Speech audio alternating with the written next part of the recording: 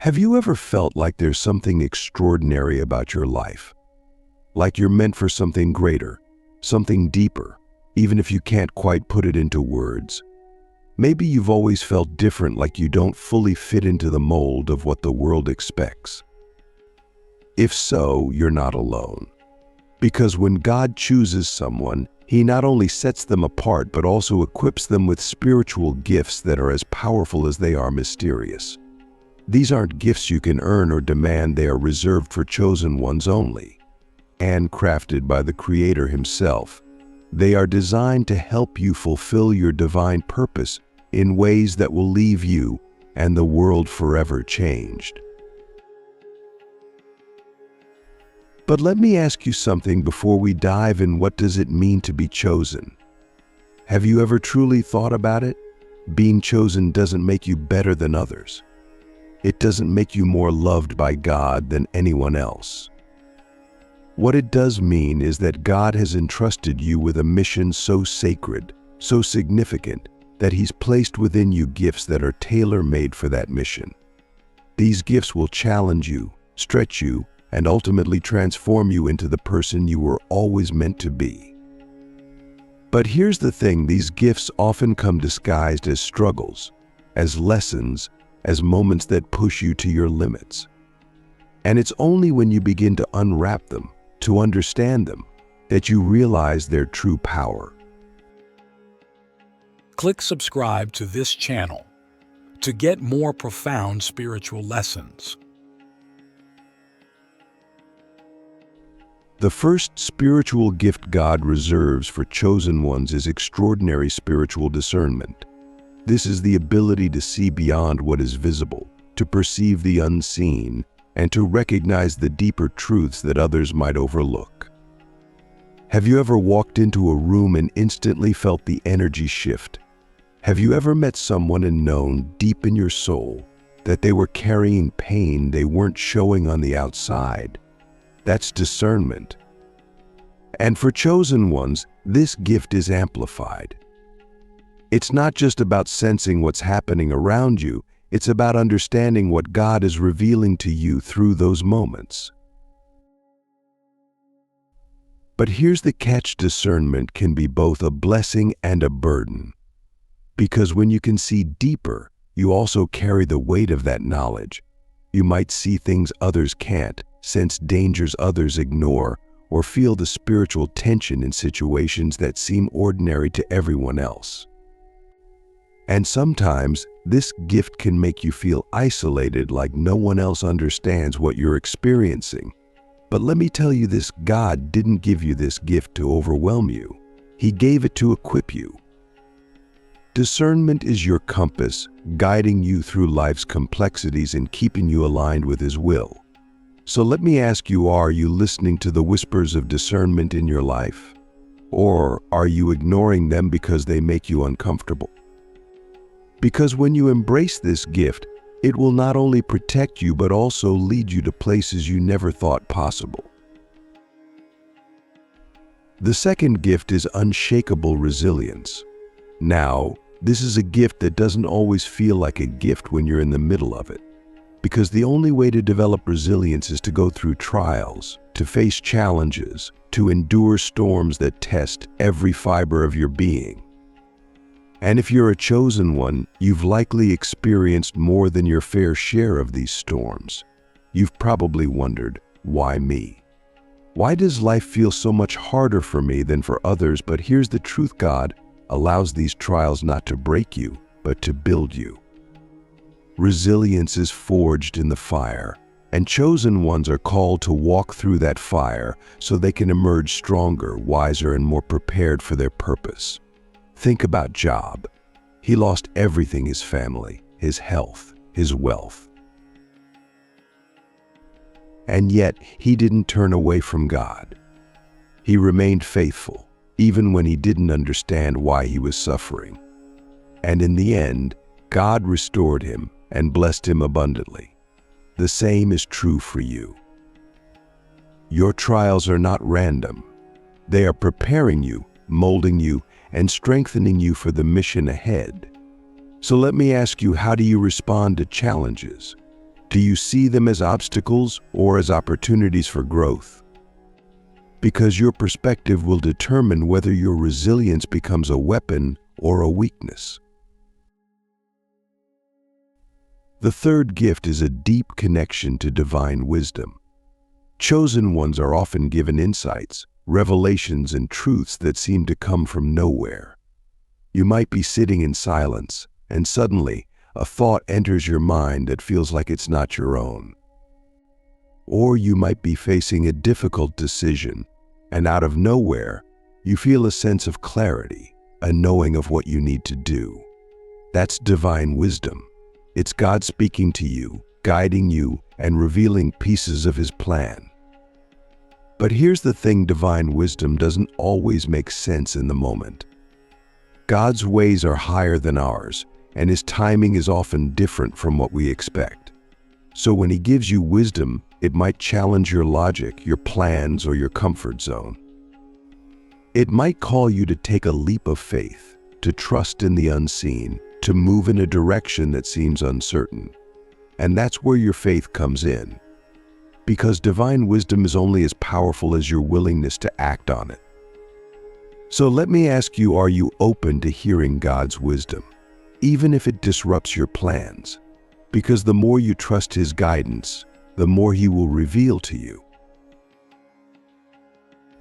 The fourth gift is a powerful spiritual influence. As a chosen one, your presence carries weight. You might not realize it, but the way you live, the energy you bring, and the love you share have a profound impact on those around you. People are drawn to you not because of anything you've done, but because of the light that shines through you. This influence is not about power or control. It's about being a vessel for God's love and truth. But with influence comes responsibility. God didn't give you this gift so you could use it for your own gain. He gave it to you so you could uplift others, inspire them, and lead them closer to Him. And that requires humility. It requires recognizing that your influence is not about you, it's about what God is doing through you. So let me ask you, how are you using your influence right now? Are you using it to build others up or to serve your own ego? Because your impact has the power to plant seeds of transformation in ways you may never see. The fifth and final gift is unconditional love. This is the greatest gift of all, because it is the essence of God Himself. As a chosen one, you are called to love in ways that go beyond human understanding. You are called to love the unlovable, to forgive the unforgivable, to extend grace where it's least deserved. This kind of love is not easy. It requires sacrifice, humility, and a heart that is fully surrendered to God. But it is also the most powerful force in the universe. It has the power to heal wounds, to break chains, to restore hope, and to transform lives. But here's the thing: you can't give what you don't have. That's why your first and greatest calling is to receive God's love, to let it fill you, heal you, and overflow into every area of your life. Because when you are rooted in His love, you become unstoppable. So let me ask you, how are you receiving God's love right now? Are you allowing it to flow freely into your heart, or are you blocking it with fear, guilt, or shame? Because the more you open yourself to His love, the more you'll be able to share it with the world. Now that we've uncovered the 5 huge spiritual gifts God reserved for chosen ones only, the next question is, how do you activate and use these gifts in your life? Because having these gifts is one thing, but embracing them, living them, and walking in their full power is another. God didn't give you these gifts to remain dormant. He gave them to you so you could fulfill your divine purpose, transform lives, and create ripples of love and light that extend far beyond what you can see. But here's the truth: these gifts require cultivation. They require faith, action, and a willingness to step into the unknown. So let's dive deep into how you can unlock the divine power within and fully activate the gifts that have been placed in you. The first step to activating your spiritual gifts is awareness. You cannot use what you don't recognize. And one of the greatest challenges for chosen ones is that their gifts often feel subtle, almost ordinary, because they've been with them for so long. You might think, doesn't everyone feel this way? Doesn't everyone sense what I sense, see what I see, or know what I know? But the truth is, no, they don't. Your gifts are unique to you. They are a part of your spiritual DNA, and they've been woven into the fabric of who you are. So let me ask you, have you taken the time to truly reflect on the gifts God has given you? Have you noticed the times when you felt a deeper sense of knowing, clarity, or connection? Have you recognized the strength you've shown in moments when others may have faltered? If not, start paying attention.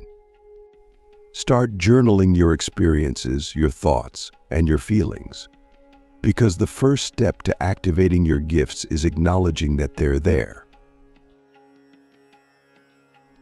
Once you've become aware of your gifts, the next step is alignment. Your gifts are not separate from your purpose. They are tools God has given you to walk the path He's laid out for you. But to use them effectively, you need to align yourself with His will. This means seeking His guidance, staying rooted in His Word, and surrendering your plans to His greater plan. It means creating space in your life for prayer, meditation, and reflection so you can hear His voice more clearly. But here's the challenge: alignment requires letting go. It requires releasing the need for control and trusting that God's way is better than your way. And that's not always easy. So let me ask you, what are you holding on to right now that's keeping you from fully aligning with God's will? Is it fear, pride, doubt? Whatever it is, I encourage you to lay it down. Because the more you align yourself with Him, the more your gifts will flow naturally and powerfully. The third step is faithful action. Your gifts are activated through use. They are like muscles. The more you use them, the stronger they become.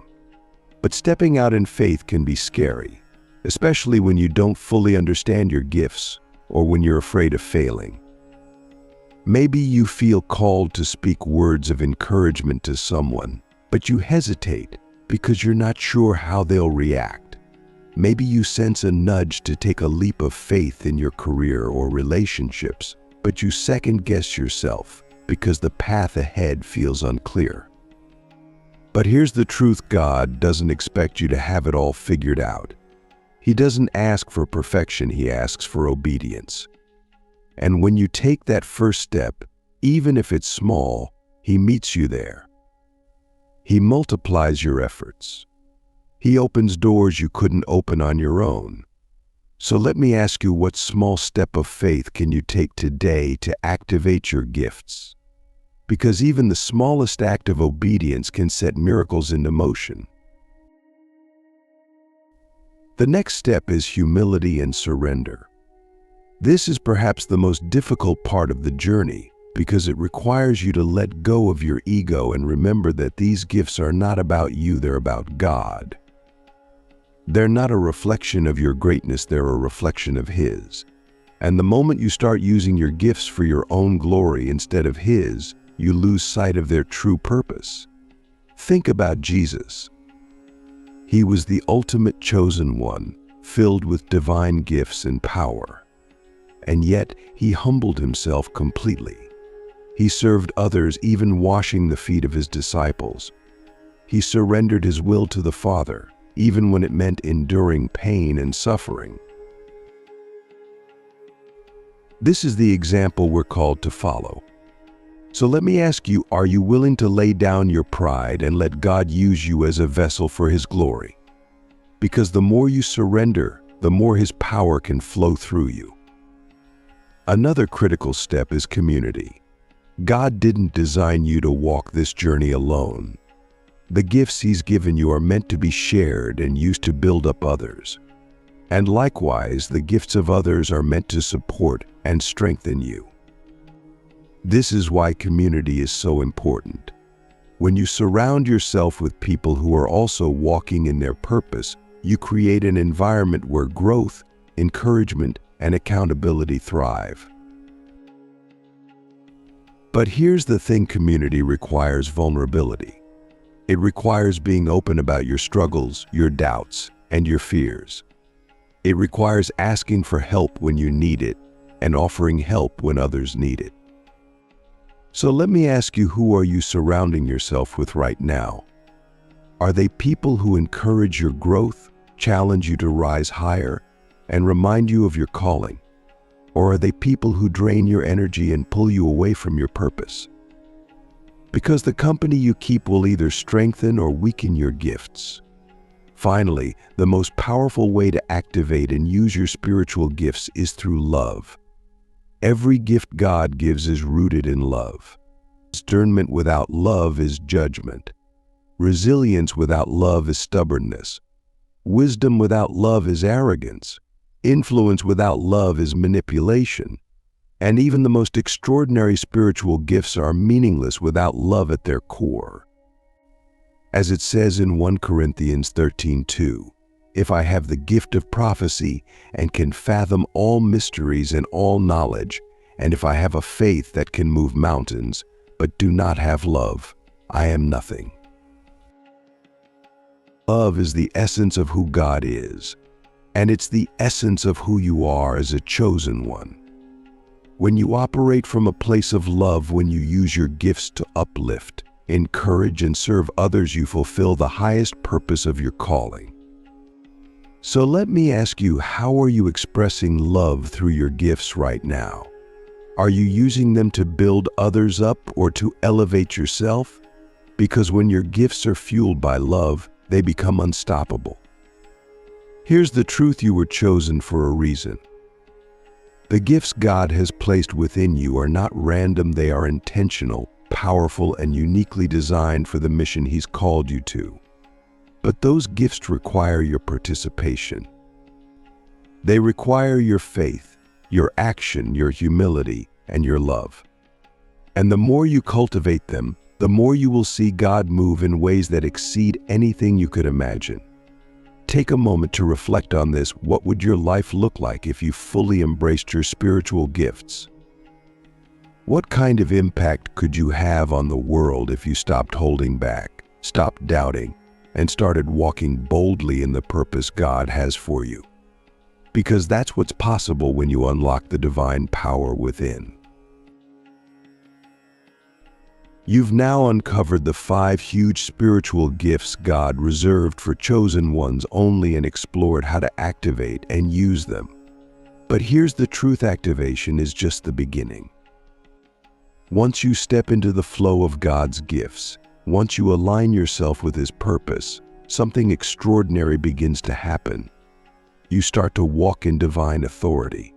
You begin to live as God's chosen vessel, carrying His presence, His power, and His purpose into every corner of your life.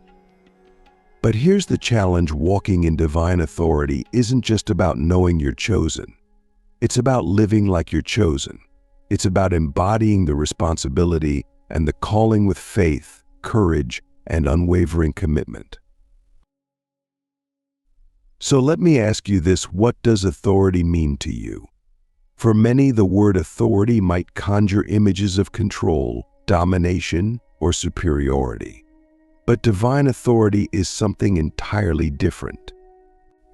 It's not about power over others, it's about power through God.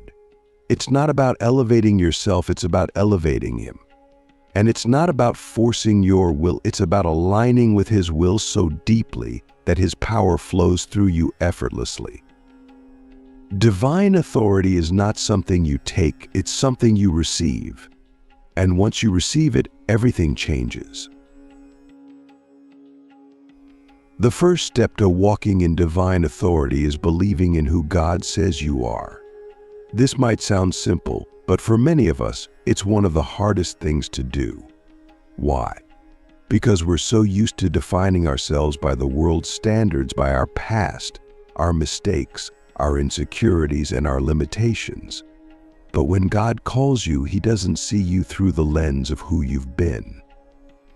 He sees you through the lens of who He created you to be. He sees the fullness of your potential, the depth of your purpose, and the power of the gifts He's placed within you. Think about Moses. When God called him to lead the Israelites out of Egypt, Moses immediately doubted himself.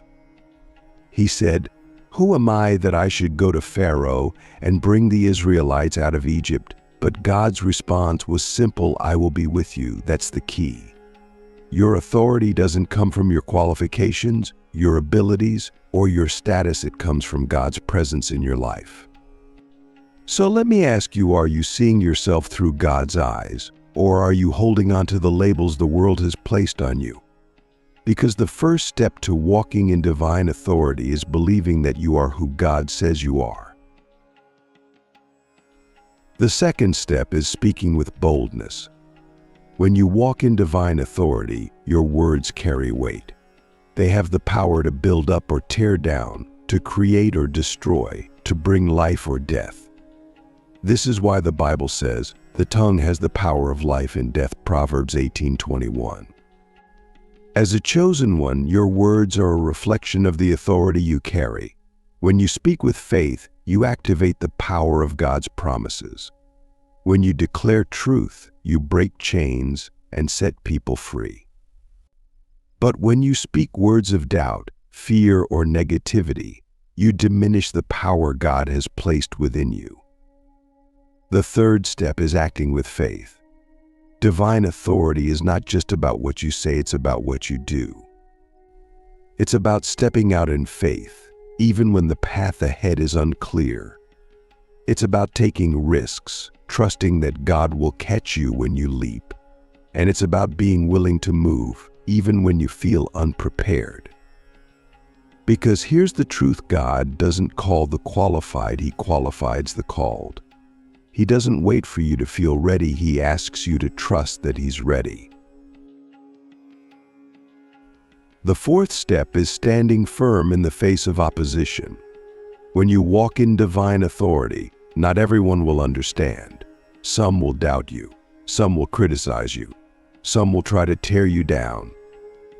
But here's the truth: opposition is often a sign that you're on the right path. The enemy doesn't attack what isn't a threat. And as a chosen one, you are a threat to darkness, to lies, to fear, and to anything that stands against God's kingdom. The final step is living with love. Divine authority is rooted in love. It's not about control, domination, or self-promotion. It's about serving others, lifting them up, and reflecting God's love in everything you do. When you walk in divine authority, you're not just representing yourself, you're representing Him. And that means every word, every action, every decision should be a reflection of His heart.